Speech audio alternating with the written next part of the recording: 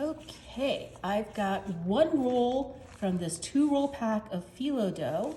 Just gonna use 1 sheet per muffin tin. And I've got some melted butter. I'm just gonna pour a little bit over each one. It's such an easy dessert to make, guys. We're gonna be starting with some blueberry pie filling.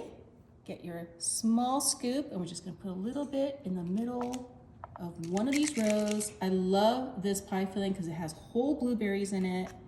It's not just like a jam looking pie filling. Don't need a huge scoop. Just want to put a little bit on top of each of these balled up pieces of phyllo dough. And then we're gonna repeat that with this lemon pie filling. It's kind of like a lemon curd. I love lemon pie filling. It is so pretty, perfect for spring or kind of any time that you like a lemon pie. This is so much easier to make than a full pie. And then our last pie filling that we're gonna use is peach. I love peaches, they are so good. Sometimes they're kind of hard to find. I actually had to go to a different store just to get the pie filling today. I guess maybe it's a regional thing, maybe it's a seasonal thing, I have no idea. There's enough pie filling in these 3 cans to do 2 batches, but we're just going to only do 1 today.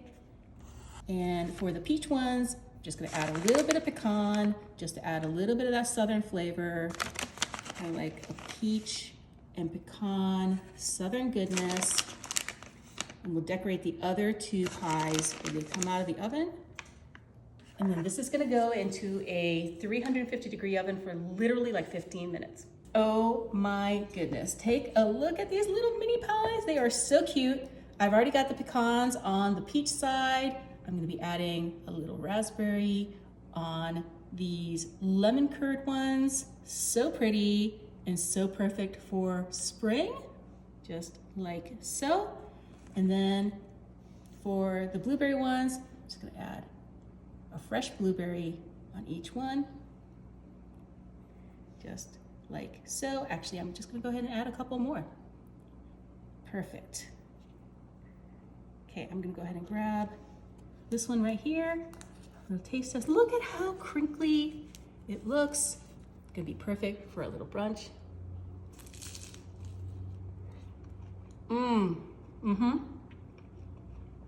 Absolutely delicious. Make this for your next Easter spread or just enough bake sale.